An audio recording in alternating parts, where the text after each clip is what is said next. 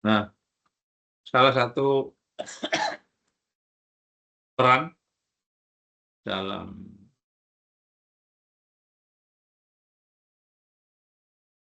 aplikasi komputer, salah satunya adalah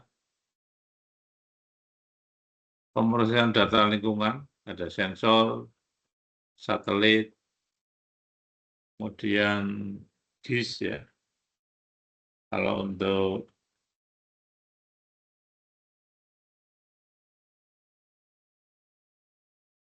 lingkungan lebih banyak ke misalnya geografi informasi sistem. Ya, ada aplikasi yang memang peruntukannya untuk mengolah data-data lingkungan dan memberikan sebuah informasi yang tentunya adalah tentang degradasi dan perubahan data lingkungan. Kemudian ada analis statistik dan pemodel matematis, dan ada visualisasi data, baik berupa grafik, peta, 3 dimensi, dan simulasi perubahan iklim, hidrologi, kualitas udara, dan lain-lain. Nah, aplikasi komputer yang sekarang, baik itu berupa software atau kombinasi antara hardware dan software yang sekarang lebih ke IoT ya, itu sudah banyak sekali dilakukan penelitian oleh baik S2 MIL maupun S3 DIL ya.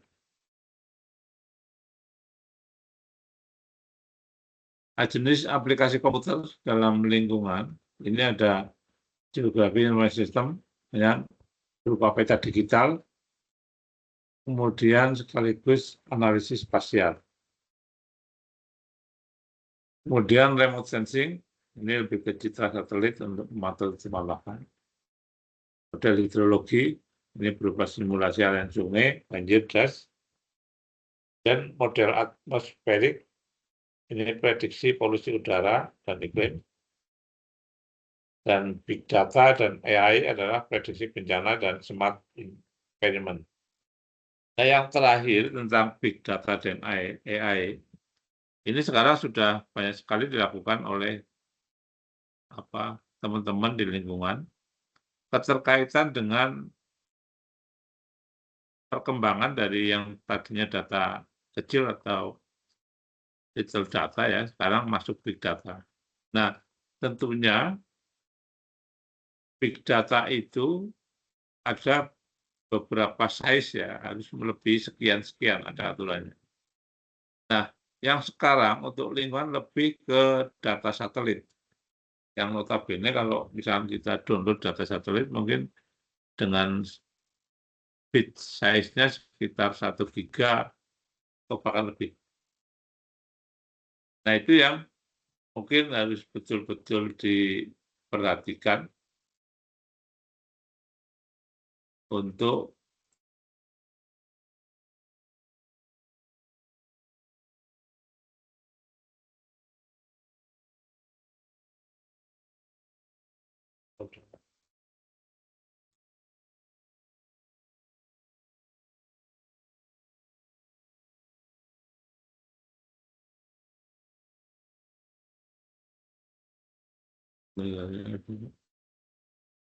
belum.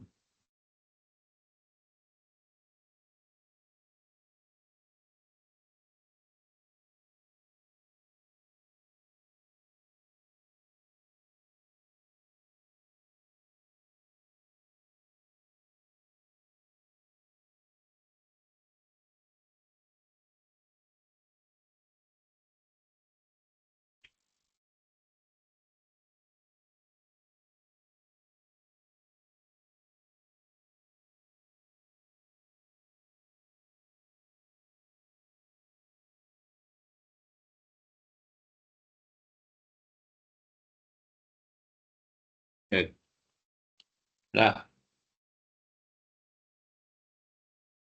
nanti dalam kuliah saya akan kenalkan apa itu AI, bagaimana aplikasi AI dalam lingkungan. Ya. Tentunya kalau bicara AI, tentunya akan diikuti oleh karakteristik data. Ya. Kalau datanya masih kecil ya saya kira pakai model-model biasa, tidak terlalu ini.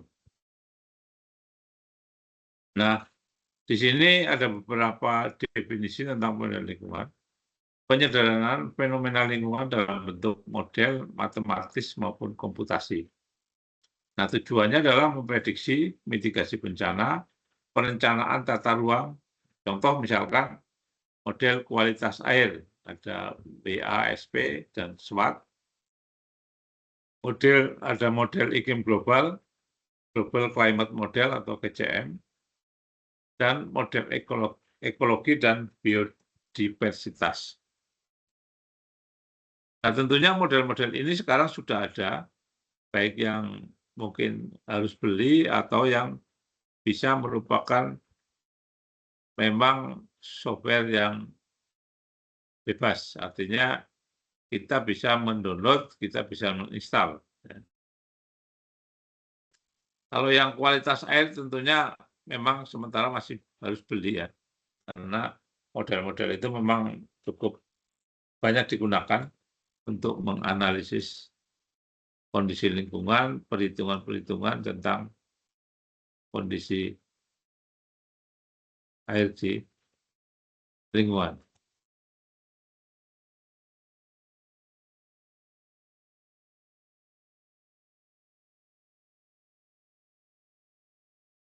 Nah, contoh studi kasus ini misalnya pemodelan banjir das dengan aplikasi SWOT dan Hex-CLASS.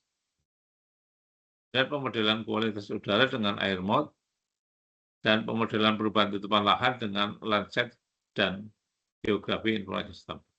Kalau GIS ini banyak sekali model-model, silakan kalau memang apa yang lebih ini, karena tentunya di S2 MIL itu tidak ada kuliah khusus ya tentang model, tapi kalau memang teman-teman di sini mau menggunakan, artinya memang harus mempelajari secara otodidak ya penggunaan dari model itu. Nah, kemudian untuk air mode ini memang ada yang sistem beli full, ada yang pakai trial ya. Trial paling durasi sekitar 7 hari katanya. Kita bisa running dan belajar. Tapi pada saat kita mau menggunakan memang harus beli kalau air mode.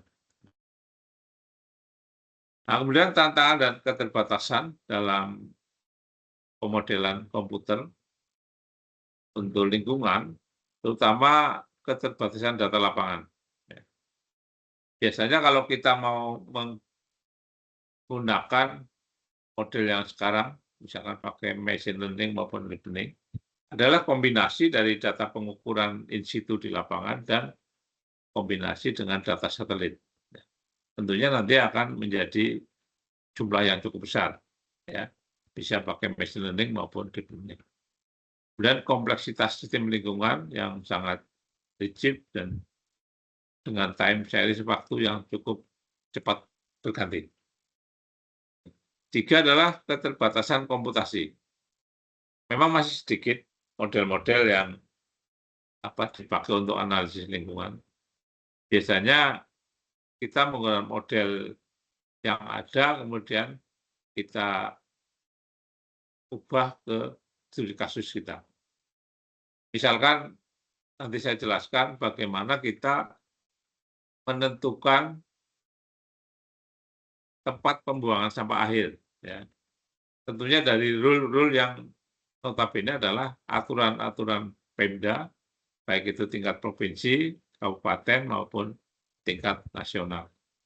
Nah, dari aturan itu nanti diubah ke bentuk rule, misalkan kita pakai pasi, yang memang memerlukan rule dalam model pasinya, dan nanti kita aturan itu menjadi satu tahapan-tahapan yang harus dilalui. Nah, kemudian yang terakhir, ketidakpastian hasil prediksi. Makanya pada setiap melakukan model lingkungan dengan komputer atau dengan pemodelan, ini hasil terakhir harus ada namanya validasi. Untuk menjawab pertanyaan sejauh mana hasil model itu benar. Itu wajib. Ya. Karena kalau cuma sekedar hasil model itu tarafnya S1. Membangun model dan di-running, keluar apa yang diharapkan, selesai. Nah, itu masih dikatakan studi model. Tapi kalau kita aplikasi sebuah model, ya terakhir adalah validasi dengan kondisi lingkungan yang dituju atau sebagai studi kasus. Kemudian manfaat dari model lingkungan di sini satu, membantu pengambilan keputusan berbasis data, efisien biaya dan waktu dibanding survei lapangan. Misalnya kita pakai data sekunder, prediksi dampak pembangunan, dan mendukung kebijakan berkelanjutan.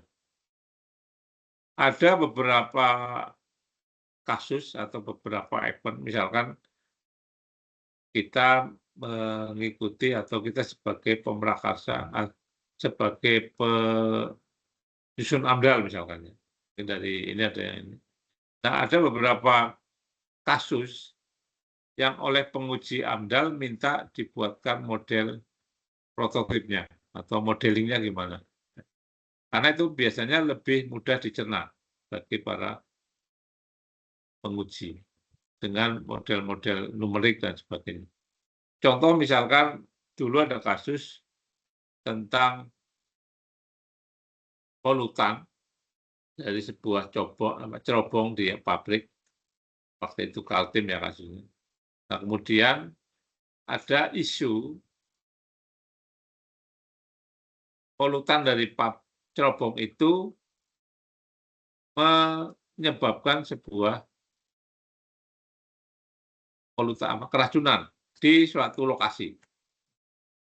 Nah, kemudian untuk membuktikan bahwa hal itu benar atau tidaknya, kita harus membuat model dulu, menghitung, membuat model, nanti ada lokasi-lokasi yang sebagai titik pantau 1, 2, 3. Nah, kemudian dari hasil numerik itu nanti akan bisa kita lihat jumlah paparan ya, cc per apa atau kubik per apa. Nah, nanti tentunya untuk memvalidasi model itu, kita harus menghitung jumlah paparan pada saat stek ini mengeluarkan sebuah polutan. Nah, itu bisa sebagai prediksi dampak pembangunan yang dimulai dengan prototip pemodelan. Nah, tentunya dari hasil itu akan mendukung kebijakan berkelanjutan. Jadi manfaat dari modelan lingkungan. Nah, tren masa depan, ini jelas kita tidak mau tidak harus memanfaatkan AI dan machine learning. Tentunya pada saat kita menggunakan itu, kita harus melihat karakteristik data yang ada. Ya. Memang datanya cukup besar atau tidak. Nah, kemudian integrasi IoT dan Big Data, misalkan yang sedang penelitian ini adalah menghitung jumlah sampah, kemudian dia akan membuat alert atau warning ya, ini sebagai early warning system, bahwa sampah sudah melebihi jumlah yang harus segera digunakan, difungsikan, atau diubah kemana. Nah, itu terintegrasi pada satu kesatuan yang ada di BLH misalkan. Karena ada beberapa tempat pembuangan sampah yang harus dikelola dan harus dihitung. Tentunya setelah kita bisa menghitung berapa kapasitas, nah tentunya kita harus bisa menghitung juga kira-kira berapa lama waktu untuk memindah dari satu tempat ke tempat yang lain. Nah, itu juga bisa dihitung. Nah, satu kesatuan model itu bisa menjadi satu model besar tentang manajemen sampah atau waste management. Ya. Bahkan lebih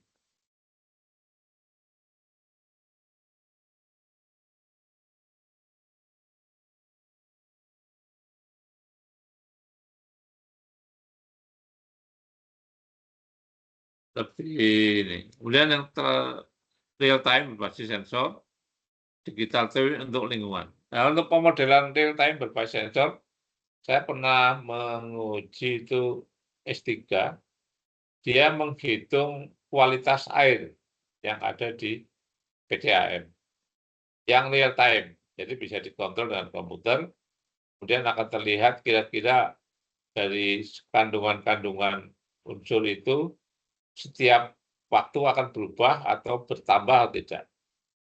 Nah, tentunya kalau PDAM adalah unsur-unsur yang mendukung kebersihan air. Nah, tapi kalau yang di sungai, ini untuk mengukur atau mengontrol apakah ada polutan yang berbahaya yang mengalir pada aliran sungai. Nah, itu bisa dimodelkan yang bisa real time, artinya bisa menggunakan dashboard. Ya. Nanti di dashboard itu akan terlihat perubahan-perubahan variabel kelumitnya. Nah, saya kira itu ya untuk kuliah perdana ini. Ke depan nanti saya akan lebih ke studi kasus dari setiap model-model yang sudah saya kembangkan dengan mahasiswa, artinya dalam baik itu tesis maupun disertasi. Ya. Nanti bisa sebagai gambaran sebetulnya model-model yang dibangun untuk kasus lingkungan itu apa saja. Nah, tentunya Bapak Ibu bisa mencari jurnal ya lewat di laman Undip dengan mengetik studi kasus apa. Jadi sebagai penutup bahwa aplikasi komputer modern lingkungan adalah solusi modern dalam pengelolaan sumber daya, kemudian pembangunan berkelanjutan, perlu kolaborasi antar disiplin ilmu. Tentunya tidak mungkin Bapak Ibu yang dari lingkungan harus belajar coding misalnya. Itu memang sekarang bisa dibantu oleh ChatGPT. Ya. Asal prompt-nya benar, kalau kita running misalnya kita berbasis Python ya, kalau prompt-nya benar, insya Allah benar nanti hasil coding dari ChatGPT. Nah, itu yang agak sulit adalah mengetikkan prompt yang spesifik dari model kita.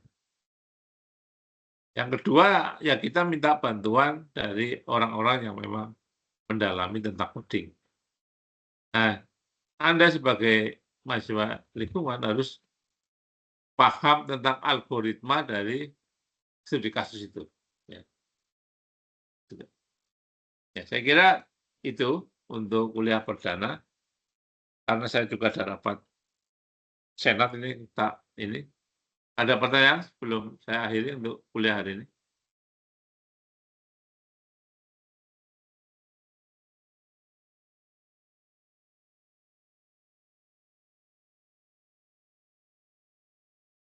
Baik, kalau tidak ada, saya akhiri untuk awalan dari kuliah ini. Saya ucapkan selamat siang, sampai ketemu minggu depan. Nah, untuk minggu depan kita masih kuliah walaupun online di rumah karena memang 16 sampai 28 Undip pakai model online. Begitu ya. Terima kasih.